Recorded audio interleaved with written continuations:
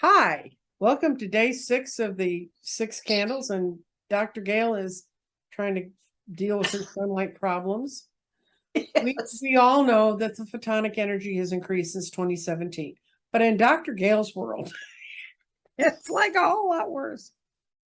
But we're Yes. here for the 9 candles, and welcome, Dr. Gail. Yes, thank you, Nancy Jean, for having me. Okay, and we're gonna go try. You all, this is backstage stuff we shouldn't tell you because you're not supposed to say, oops, this was wrong.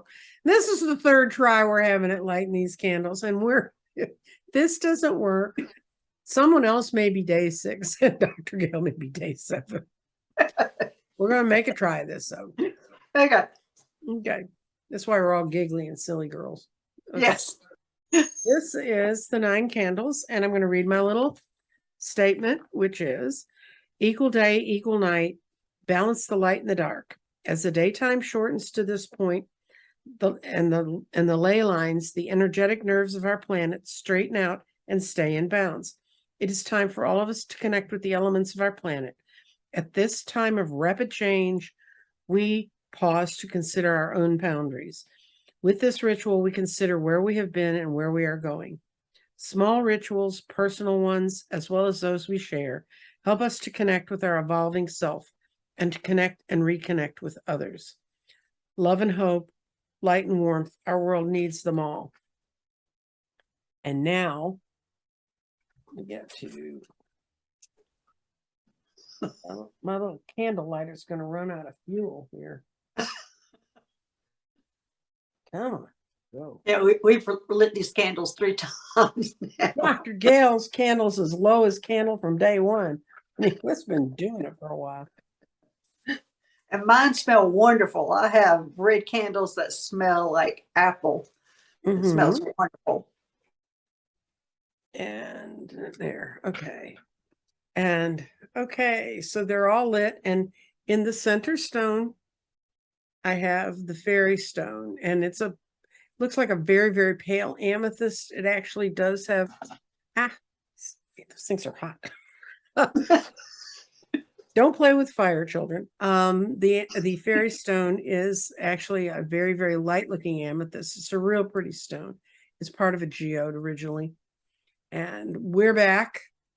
Oh my God, we made it all the way to this point. Should we try and share the screen and show them where you are? Sure. Well, why not? Why not try it again? Where? Yay! There's Shasta right there in the Western US. And she's in the root chakra. Do you want to talk about that? Well, I'm in the root chakra. I was told as well, I was coming across the country that I was here to help heal the root chakra. I'm not sure yet what that entails, but I'm sure it entails the elementals, the ley lines, and everything. So after here, I have a feeling I'm going to be traveling. I'm here to learn, so I think my next venture will be to all the chakras. But my stay there will not be as long as it is here. But you're going to go to the 3rd eye. Where are you going to live up on the North Pole? I don't know. I can only go by Mount Shasta right now. Okay. Well, and the other places. Then you go to Titicaca. Yeah, I'm not going to live at any of the other places. Okay. I'm learning here, and I just go there and do what I'm supposed to be doing, and that'll only take a couple of weeks. Good. Here's the longest time. Yeah. Yeah, and then you got the solar plexus, which is in Australia, the throat chakra, which is the pyramid, the heart chakra, which is Glastonbury Tor and Stonehenge. I've been there. It's beautiful. The crown chakra, which is Mount Caelus, and the 3rd eye, which is in parts unknown. I mean, man, we think we have internet connection problems now. Wait till we get to there. Well, I see that way in the future. Yeah. So more details by then. Okay. So what is happening with the ley lines, and this is, people have been measuring them. The guy found them in the early 1900s. He's been measuring them, but in the last few years, they've been widening. They've been getting wider. They move back and forth, and they do that all the time. The only 4 days of the year that they don't move are around the equinox and on the solstices, those 4 times of the year. And so what we're honoring is that everything's going to stop on the 22nd. And it gives us a chance to say, okay, how can I move myself forward? And we're going to talk about the elementals that requested for me to do this. And so Dr. Gail's going to talk about them. Well, I'm going to talk about elementals, but you can start off talking about the dragon, how we got started on the Oh, elementals. yes. What happened is, for those of you who've been here before, you've heard this, so you can fast forward through this. I woke up one night and there's a dragon in my bedroom, and he said, you need to come with me. And since I've been doing this stuff for a while, I'm like, okay, fine. And I got in the back of the dragon and we flew around, and finally we flew over a bay that looked like it had a whirlpool in it. And he said, we're going down here. So we go down into this whirlpool. And when he stops, we're in a very earth-like place, but almost otherworldly earth-like, really, really Lord of the Rings kind of perfection and green and stuff. And I said, what are we doing here? He said, get off. I did. And out of the woods came a group of elementals, fairies, sprites, siths, elves, gnomes, other unicorns, other creatures of the woods that are part of what we were told as children were fairy tales. And they said, come with us. So I went in the woods. They were having a party. I watched them dance and play. They talked about how important it was for us to dance and play, and how the earth changing was going to make it easier for us to see them. As we get more in 4 and 5D, we're going to have the dimensional vision to see them. The reason they'd gone underground in the earth was because mankind became too tied to the physical and went totally 3D, and we lost our ability to see them. And but they can bring a great general energy, but they are energetics of all kinds that are on our planets. And so then they let me, after I partied with them for a bit, I went off and got back on the dragon and came home. And I thought, well, that was a lovely dream. And 2 nights later, I woke up and the dragon was in my room again. He said, you didn't get the message. Come on. And so I went off. I mean, because they're lovely people. It wasn't a bad party. But when I got there, they were not in party dress. They were in formal dress. And they said, you were intending to do a show about the equinox, and you understand what happens to the energetics of the earth on the equinox. You need to explain this to people. And I said, oh, so that's what the deal is. And they said, yes. And they picked me because I do things like the 9 candles. I've talked on my show at different times about different small things you can build or do for your own home to help bring in better energy. And they just want that expanded. And so anyone who's listening to this, you are now going to have to figure out what are the small little rituals, or what are the things you do that are calm, or how do you worship, or how do you understand the stronger feelings of nature. So that's the dragon. Cecil. Cecil the dragon. Yes. Well, I was just going to go through the elementals and what the rituals were that we can do to bring them in. Sure. I think the first one is fire. Of course, that's an easy one. We have the candles here, or they say maintaining a fireplace. And this energy is for protection. It can be for transformation. I'm reading my notes here. Strength, creation, and it also can be destruction. Then we have air, which is another nice one. Wind chimes, and that's the fairies or the sylphs. And also what I found interesting of this was the relation to the tarot cards with these. The fire was the sword or the clubs, and air was wait, I got that wrong. Air. Anyway, I wrote that down wrong, so I'm not going to say that. Air is the swords. Air's the swords, and the fire is the wands. Wands. That's the one I got wrong. I wrote down stick. This is wands. Sorry. And wind and air and the chimes are for intellect, inspiration, and it helps with creativity and making decisions. Water, what they like is a fountain, and that is the heart or the cups, and that's for movement, adaptation, emotions, feeling love or lack of it. Earth is the gnome, and that's for growth and development. That's the diamonds and pinnacles. Mm-hmm. And earth is everything that's tangible. It attracts material prosperity. It cleans your energy. let's see, did I get them all? I got them all. Fire, air, That's it. 4 water, C's. and earth. I got them. Yeah, all of them. So anyway, those are little things that we can do, little rituals. We can have us candles or a fireplace. We can get some wind chimes. We can get us a little fountain that we maintain. It can be outside or inside. And also the gnomes, they want you to tend to your gardens. They want to have your a plant or a garden, and they want you to tend to that. And that's what they want. Also, they want the energy of your house to be calm for you to bring able to bring them in. So that's the elements. I can't believe we made it this far. We have. Apparently, the gods approve. What can I say? So, do you have anything else to add to the elements, Nancy Jean? No, that they're in my oracle garden, that's exactly the at the very center is fire, air, water, and earth. And I always say the earth is where things grow from, and the water is what washes them away.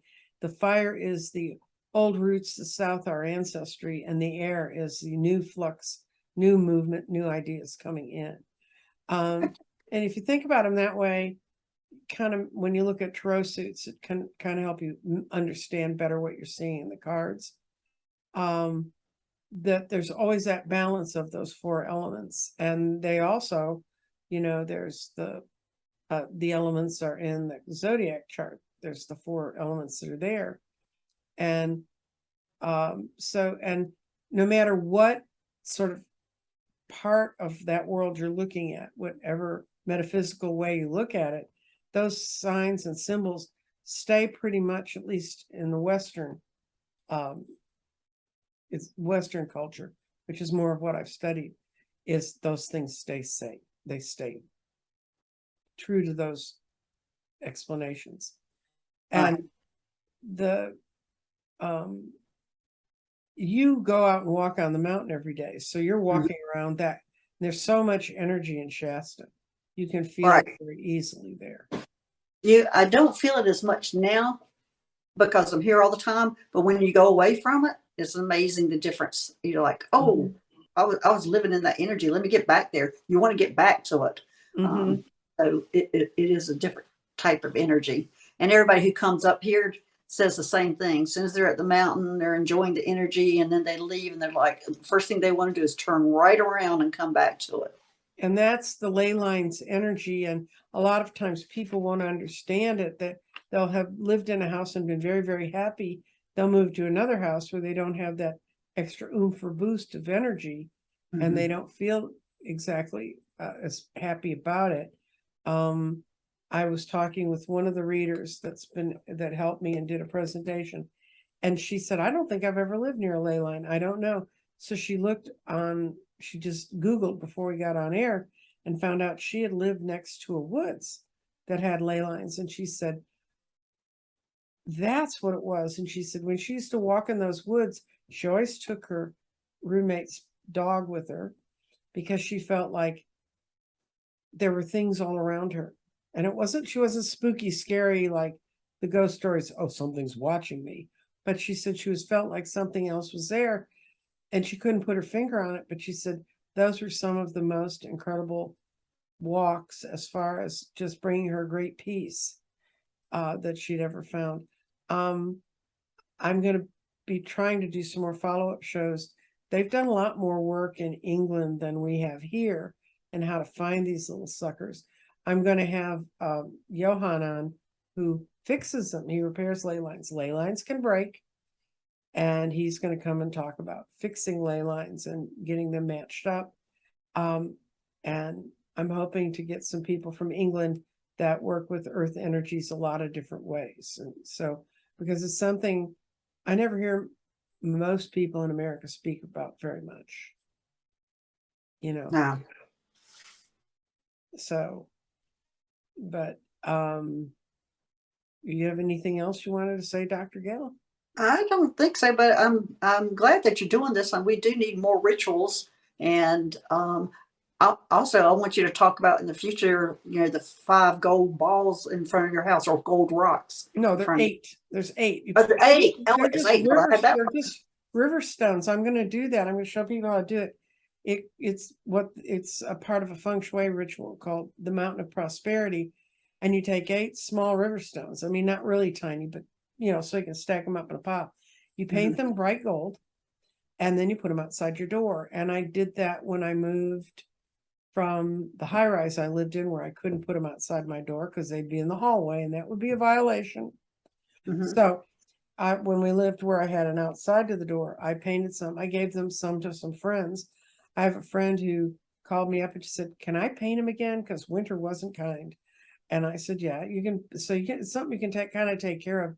It's a little ritual you can do to acknowledge and get your mind focused, moving in those directions. So I'm going to be doing that in the next month because I really got to get those stones painted. And someone suggested, who heard about this, that we should do more shows on just picking an elemental. What are the sis? What are the sprites? What are the fairies? And they actually all do have different sorts of jobs, and how they function in the world. And I really didn't know all that much about them. I've been learning rapidly. I read really fast. One thing that amazed me was, Cecil took me down into this vortex, and I was like, I guess that's where they live. 3 days later, I was watching that intellectually stimulating show, Ancient Aliens, and they were talking about interverses and energies and former civilizations they believe are still encapsulated in the earth. And they showed how you get to the elementals, and they went in a vortex too. I thought that was really weird because Cecil knew. Well, we can talk about the painting or the picture that you got for Cecil. Okay, let me see if I can find Cecil's painting. Keep talking. If we get cut off suddenly, Dr. Gail, trust me, everybody, I will blow out the candles. So, well, what the story is behind Cecil is a friend of mine, Meg, which I've heard me talking about on my show a lot, who has guided me through every step of the way, telling me that I wasn't crazy when I was meeting my ETs and everything. I just knew I had a brain tumor or something was wrong, but she guided me through everything, and she still is.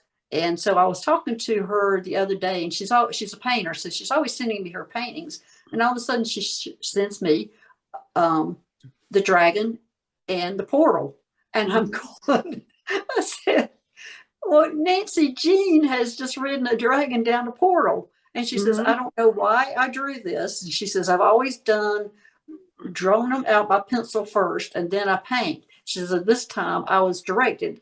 Every brushstroke That's I made." Cecil. There he is.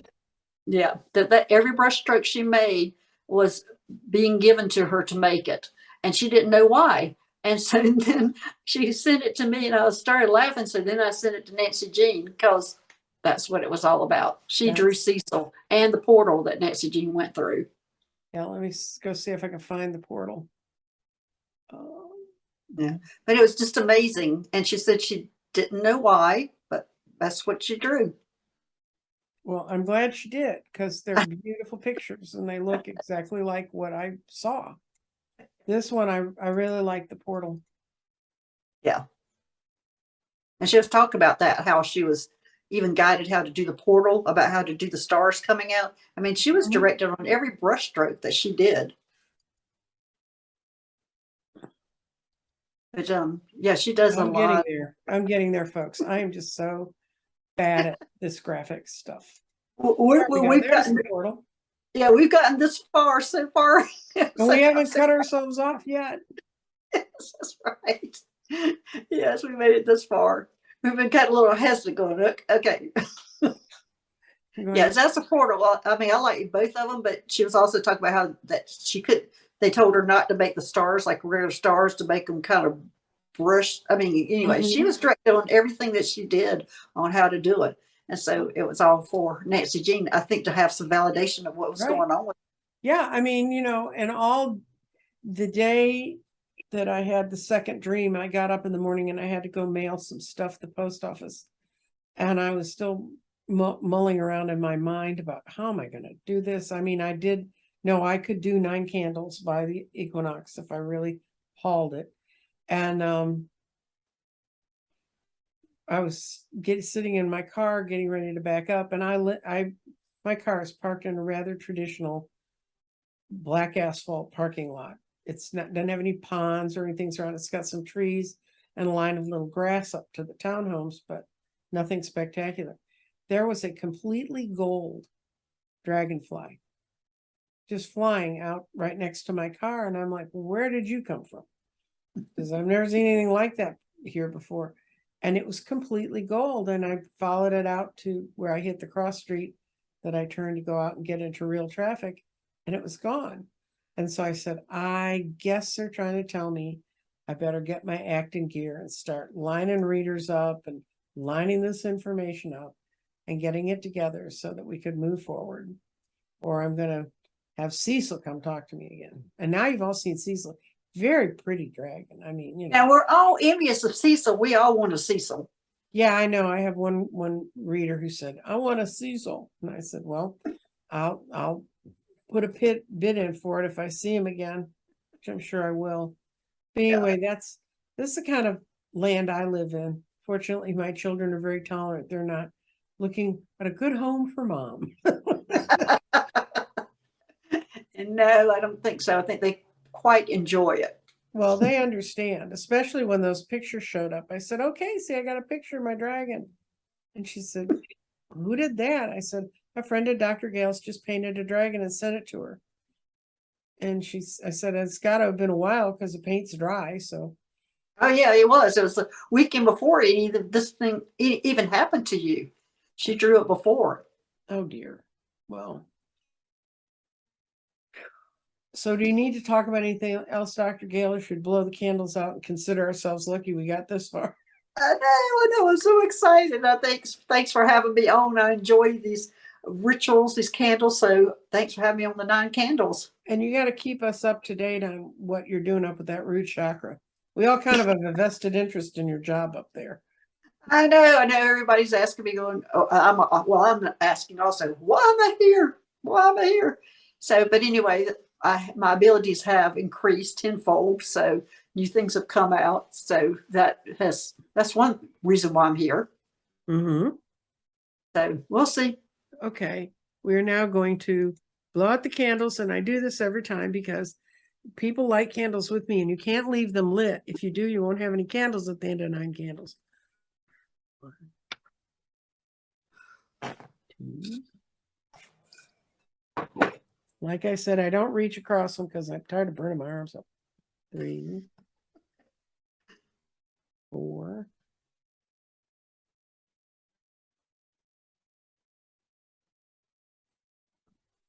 5 and 6. And thank you, Dr. Gail, for coming. And thank you to everyone who's been visiting daily, or if you just got into it and just catching up, you can go back and start with round 1.